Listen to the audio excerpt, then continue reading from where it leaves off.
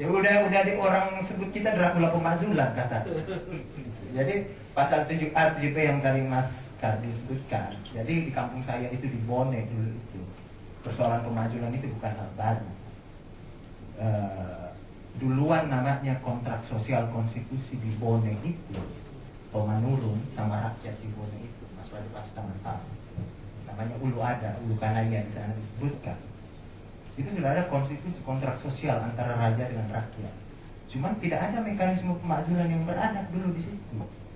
Dulu kalau ada raja yang melakukan pelanggaran atau perbuatan tercela, itu langsung ditarik keluar sama rakyat di situ. Ada namanya Raja Bone Laica abad ke-16 itu diturun paksa, digorok lehernya, disimpan di tangga istana. Ada juga Raja Boan, akhirnya digelari dia karena habis dimasukkan.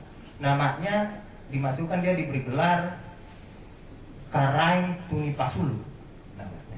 Jadi raja yang dikeluarkan dari istana, dibuang karena dia melakukan pelanggaran hukum, melanggar konstitusi. Ini mekanisme primitif dulu.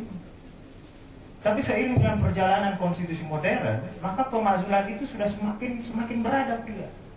Nggak bisa lagi rakyat ketika melihat pemimpinnya itu menarik keluar dari istana, kemudian dia dengan anarkis disembelih di situ. Kalau dulu itu begitu, di kampung saya itu raja loh, nggak dipilih langsung oleh rakyat, yang dianggap turun dari langit. Di situ. Itu ditarik keluar dari istana. Nah itulah kenapa konstitusi kita mengatur itu pasal 7A 7B agar ketika rakyat tidak mempercayai pemimpinnya yang dipilihnya dalam 5 tahun sekali, itu bisa dimaksulkan dengan mekanisme yang penuh keadaban. Lahirlah pasal 7A 7B. Rakyat memilih tiap 5 tahun. Saya pilih presiden dan wakil presiden yang dicalonkan oleh parpol atau gabungan parpol, yang kemudian orang sebut sebagai koalisi. Dari dulu saya ngomong, nggak ada itu koalisi dalam Undang-Undang Dasar 45. Omong kosong itu ada koalisi. Kalaupun juga ada bohong-bohongan. Ketika pengalaman tahun 2004-2009, SBY keluarin BLT, yang awal PDI Perjuangan sampai ke tempatnya. Begitu. Ya kalau memang bagus ya harus didukung. Tapi kalau jelek ya harus dikritik. Itu yang dilakukan oleh PKS. Masih ingat sekarang itu mobil-mobil Honda mau ditarik oleh produsen Honda di Jepang.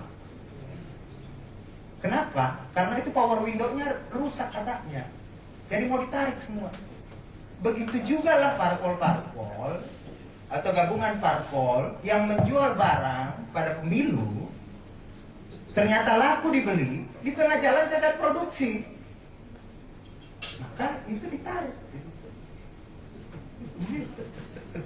Karena kalau dia tidak tarik, nggak laku parpol itu nanti jualannya di 2014 ke atas. Begitu konstitusi itu. Jadi tidak ada itu koalisi kontrak apa, nggak ada. Jadi kalau saya parpol mencalonkan Mas Fajrul jadi menjadi calon presiden, ternyata teman-teman beli semua 60%, 70%. Di tengah jalan ternyata dia catat produksi, saya getok kepalanya. Malu-maluin saya ini, harusnya begitu. Karena kalau enggak, rekomendasi saya dibuat berikutnya nggak laku lagi. Jadi apa yang terjadi sekarang di fenomena di Sentul itu, ya itu udah benar seperti itu sampai sekarang ya. Tapi udah mulai saya baca di Detikcom, Viva News sudah ketemu lagi pimpinan parpol koalisi itu di situ.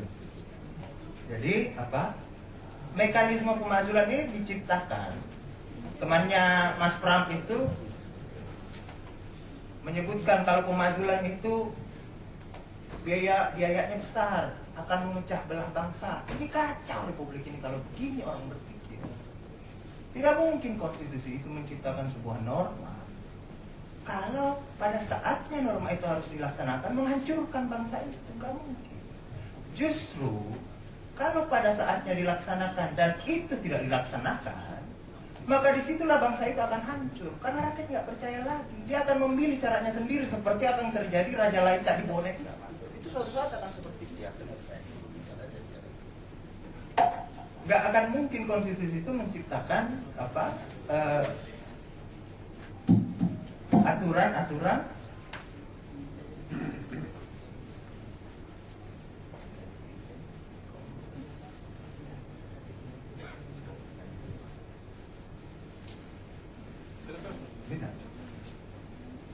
kirain saya udah disensor.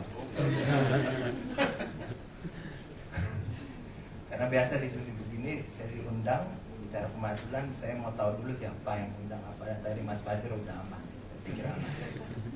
Udah banyak sekali yang undang bicara itu, tapi ditahu dulu siapa. Ntar kita dikeroyok di dalam. Jadi tidak mungkin konstitusi itu menciptakan sebuah ketentuan. Kalau itu akan pada saatnya dilaksanakan dan pada saatnya harus dilaksanakan dan dilaksanakan, itu menghancurkan bangsa itu. Ketika saatnya pemakzulan dilaksanakan, harus dilaksanakan, maka laksanakanlah, bismillah. Itu tidak apa-apa. Berapa banyak biaya yang harus dikeluarkan tiap 5 tahun untuk menjalankan pasal 22E tentang pemilu? Tiap 5 tahun terjadi polarisasi warna berbagai macam partai politik. Tapi setelah pemilu, ya udah kembali lagi satu warna, Bhinneka Tunggal Ika. Jadi ini menurut saya ini yang membuat distorsi proses berbangsa dan bernegara ini. Ada lagi logika-logika yang muncul bagi kekuasaan pemerintahan, program 100 hari sulit tercapai optimal karena disibukkan, karena pansus sedang sibuk dengan angket senturi. Itu tidak bisa dihubungkan seperti itu. Proses konstitusional yang terjadi di DPR itu terpisah dengan proses pemerintahan yang terjadi di istana. Karena kita sudah membagi sistem pemisahan kekuasaan. Presiden selaku pemegang kekuasaan pemerintahan, DPR pemegang kekuasaan, relasi kendali antara DPR dan presiden. Dalam bahasanya checks and balance. Dalam bahasa kampungnya itu mengganggu memang. Checks and balance itu mengganggu memang. Kalau tidak mau terganggu, udah kita kembali ke monarki dulu aja, udah tenang. Seperti itu. Orang seperti Mas Kardi gampang ditangkap sama Hulu Balang, kan? Ribut-ribut seperti tenang itu mengelola pemerintahan itu di situ. Tapi ini konsekuensinya seperti itu. Bagi cabang kekuasaan tidak bisa dihubungkan. Oh, saya sulit karena DPR sana seperti itu, nggak bisa begitu. Ya DPR seperti itu memang kerjanya. Jangan sampai nanti juga presiden bilang, wah setengah mati saya melaksanakan undang-undang ini tiap hari, MK uji terus di sana. Kan? Kacau itu republik ini kalau begitu. Mahkamah Konstitusi tinggal nguji aja, padahal kita sedang melaksanakan undang-undang. DPR juga bilang, ya kita capek bikin, dia pergi nguji, batalin lagi di situ. Nah, itu cek saya. Ini logika yang keliru dalam paradigma konstitusi kita. Jadi pada titiknya memang pemakzulan itu jikalau saatnya harus dilaksanakan, ya dilaksanakan kalau ada bukti pelanggaran hukum. Apa yang terjadi di DPR sekarang, orang bilang itu proses politik, bagi saya itu adalah proses hukum. Angket, interpelasi, angket, dan hak menyatakan pendapat tidak lain adalah penyelidikan, penyidikan, dan penuntutan khusus terhadap 2 orang warga negara yang menjadi presiden dan wakil presiden. Itu khusus itu. Bukan jaksa, bukan KPK. Jadi saya sering ngomong kepada teman-teman di DPR, itu pansus itu jangan dijadikan sebagai penyidik pembantunya Polri dan KPK, kok menurunkan derajat begitu. Itu penyelidikan dan penyidikan rakyat langsung itu melalui wakilnya yang dipilih melalui pemilu terhadap presiden dan wakil presiden yang dipilih langsung. Seperti itu. Jika melakukan pelanggaran hukum atau perbuatan tercela, bukan dilidik dan disidik oleh polisi, jaksa, kemudian dituntut oleh jaksa itu di pengadilan biasa, enggak. Dia namanya impeachment di Mahkamah Konstitusi, di situ dakwaannya di situ. Bahwa dia dilidik, disidik oleh partai politik, gaya boleh politik, tetapi mata dan hati melihat fakta itu harus mata dan hukum di situ. Seperti angket senturi sekarang, mereka menemukan serpihan puzzle